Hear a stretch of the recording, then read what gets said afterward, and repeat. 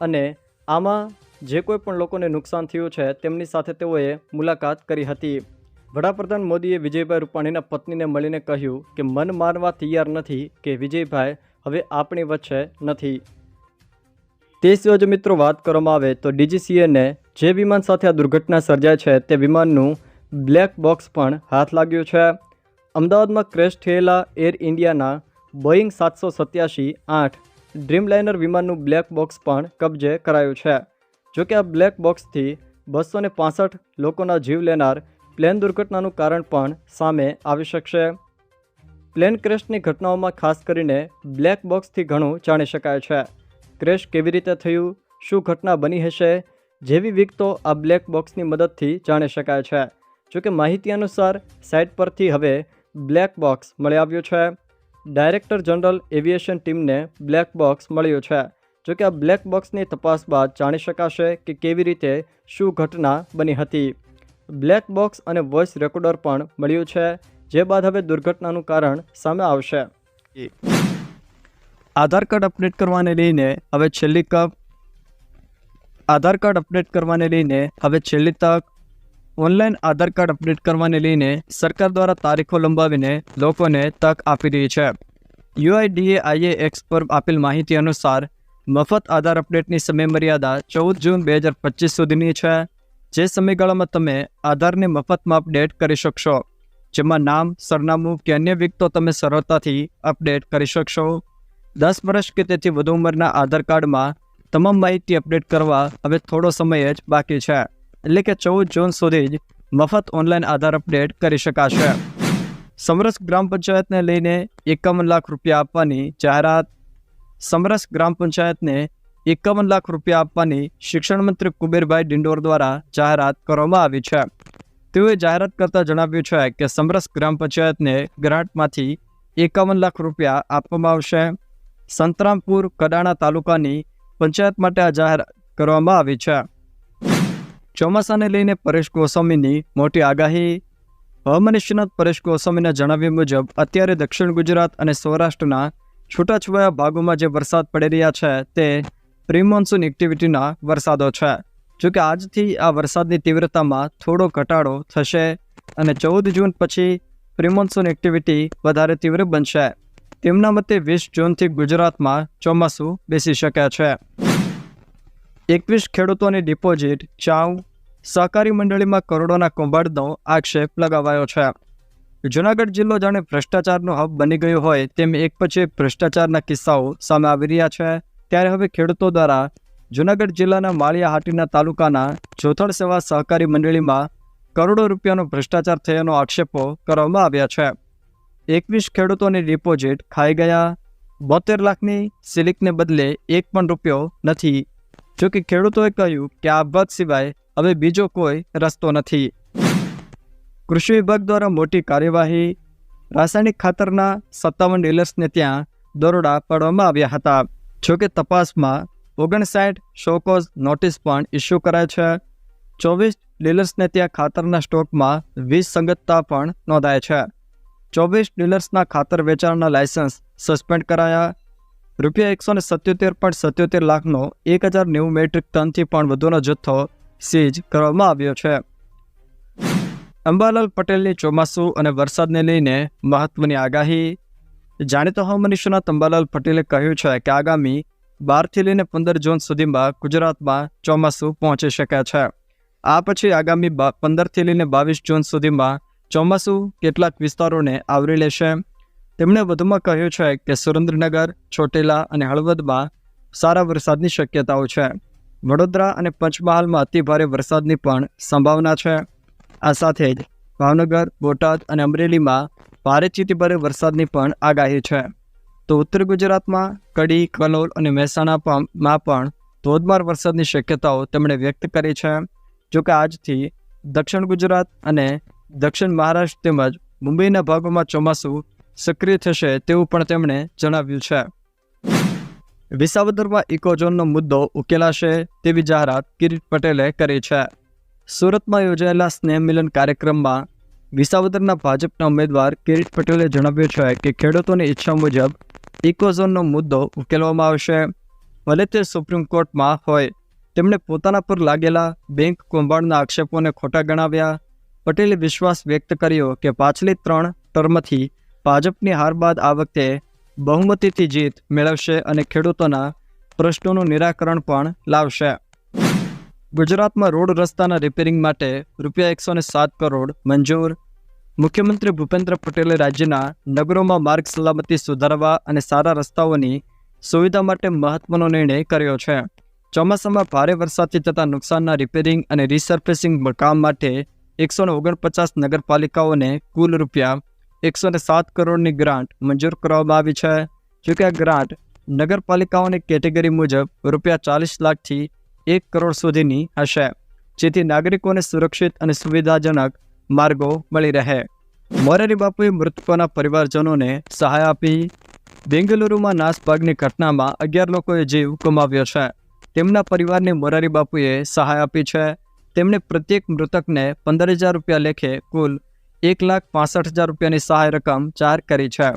ઉલ્લેખનીય છે કે બેંગલુરુમાં આરસીબીની જીતના જશ્નમાં સામેલ થયેલી ભીડમાં નાસભાગ મચી હતી, જેમાં 11 યુવાન ભાઈ બહેનો દબાયા હતા. તેમના દબાવાથી તેમના મૃત્યુ થયા હતા. સ્ટેચ્યુ ઓફ યુનિટી જનારા માટે કામના સમાચાર. હવેથી સ્ટેચ્યુ ઓફ યુનિટી જનારા લોકોમાં જે સરકારી, ખાનગી શાળા, કોલેજના વિદ્યાર્થીઓનું જૂથ કે દિવ્યાંગ વ્યક્તિઓનું જૂથ અને સહકારી તેમજ અર્ધ સરકારી સંસ્થાઓનું જૂથ હશે, તેમને ટિકિટના દરમાં 50% રાહત મળશે. સ્ટેચ્યુ ઓફ યુનિટીના નિયમન સત્તામંડળે ગવર્નિંગ બોર્ડની મિટિંગમાં આ નિર્ણય લીધો છે.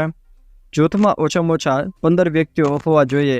અહીં વોકવે છે, ત્યાં સ્પ્રિંકલ પણ મૂક્યા છે. પ્રવાસન સ્થળો પર એર કન્ડિશનર પણ છે. હવે એક સાથે મેળવેલી 2 ડિગ્રી માન્ય રહેશે. લાખો વિદ્યાર્થીઓને મોટી રાહત આપવામાં આવી છે. યુજીસીએ નિયમમાં સુધારો કર્યો છે. હવે એક જ શૈક્ષણિક સત્રમાં રેગ્યુલર કે ડિસ્ટન્સમાં મેળવેલી બંને ડિગ્રીઓ માન્ય રહેશે. આ નિયમ 2022 પહેલાં એકસાથે મેળવેલી ડિગ્રી પર પણ લાગુ રહેશે. જોકે નવો નિયમ યુજી અને પીજીને લાગુ પડશે, પરંતુ પીએચડી અને એમફિલના પ્રોગ્રામ્સને લાગુ પડશે નહીં. કેન્દ્ર સરકાર દ્વારા ખેડૂતોને ભેટ. 14 પાકના ટેકાના ભાવમાં 3%થી લઈને 9% સુધીનો વધારો કરાયો. દેશમાં ચોમાસાના વહેલા આગમનની સાથે ખેડૂતો માટે કેન્દ્ર સરકારે 2025-26ની ખરીફ માર્કેટિંગ સિઝન માટે કુલ 14 પાકોના ટેકાના ભાવમાં લઘુત્તમ ભાવમાં 3થી લઈને 9% સુધીનો મોટો વધારો કર્યો છે. સરકારે ડાંગર સહિતના અનાજ માટેની ટેકાના ભાવમાં 3% અને કઠોળ તેમજ તેલીબિયાંના ટેકાના ભાવમાં 9% સુધીનો વધારો કર્યો છે. પ્રધાનમંત્રી નરેન્દ્ર મોદીની અધ્યક્ષતામાં મળેલી આર્થિક બાબતો અંગેની કેબિનેટ સમિતિની બેઠકમાં નવી ખરીફ સિઝન માટે કૃષિ મંત્રાલયે કરેલી એમએસપીની દરખાસ્તને મંજૂરી અપાઈ હતી. જોકે ટેકાના ભાવમાં ₹69થી લઈને 596 પ્રતિ ક્વિન્ટલ સુધીનો વધારો કરાયો છે. વર્ષ 2025-26 ખરીફ પાકના ટેકાના ભાવ નવા ક્યાં જાહેર કરવામાં આવ્યા છે, એના વિશે વાત કરીએ તો સૌથી પહેલાં ડાંગરનો પ્રતિ ક્વિન્ટલ ટેકાનો ભાવ પહેલાં ₹2300 હતો, જે હવે ₹2369 કરાયો છે. એટલે કે તેમાં પ્રતિ ક્વિન્ટલ ₹69નો વધારો આપવામાં આવ્યો છે. જુવાર હાઇબ્રિડમાં પહેલા ટેકાનો ભાવ ₹3371 હતો, જે હવે ₹3699 કરાયો છે. બાજરી માટે પહેલાં પ્રતિ ક્વિન્ટલ ટેકાનો ભાવ ₹2625 હતો, જે હવે ₹2775 કરાયો છે. રાગી માટે પહેલાં ₹4290 હતો, જે હવે ₹4886 કરાયો છે. એટલે કે રાગીના ટેકાના ભાવમાં પ્રતિ ક્વિન્ટલ ₹596નો વધારો આપવામાં આવ્યો છે. મકાઈ માટે પહેલાં પ્રતિ ક્વિન્ટલ ટેકાનો ભાવ ₹2225 હતો, જે હવે ₹2400 કરાયો છે. એટલે કે તેમાં પ્રતિ ક્વિન્ટલ ટેકાનો ભાવ ₹175 વધારાયો છે. તુવેર માટે પહેલાં પ્રતિ ક્વિન્ટલ ટેકાનો ભાવ ₹7550 હતો, જે હવે ₹8000 કરાયો છે. એટલે કે તેમાં ₹450નો પ્રતિ ક્વિન્ટલે વધારો આપવામાં આવ્યો છે. મગ માટે પહેલાં પ્રતિ ક્વિન્ટલ ટેકાનો ભાવ ₹8682 હતો, જે હવે ₹8768 કરાયો છે. એટલે કે તેમાં ₹86 સુધીનો પ્રતિ ક્વિન્ટલે વધારો કરાયો છે. અડદ માટે પહેલાં પ્રતિ ક્વિન્ટલ ટેકાનો ભાવ ₹7400 હતો, જે હવે ₹7800 કરાયો છે. એટલે કે તેમાં પ્રતિ ક્વિન્ટલ ટેકાનો ભાવ ₹400 કરાયો છે. મગફળી માટે પહેલાં પ્રતિ ક્વિન્ટલ ટેકાનો ભાવ 6,783 રૂપિયા હતો, જે હવે 7,263 કરાયો છે, એટલે કે તેમાં 480 રૂપિયાનો વધારો આપવામાં આવ્યો છે. એટીએમમાં ₹100 અને 200ની નોટોને લઈને મોટા સમાચાર. ભારતમાં મોટાભાગની બેંકોના એટીએમમાં એવી ફરિયાદો છે કે ફક્ત 500 રૂપિયાની નોટો નીકળે છે અને ₹100 અને 200ની નોટો નથી નીકળતી.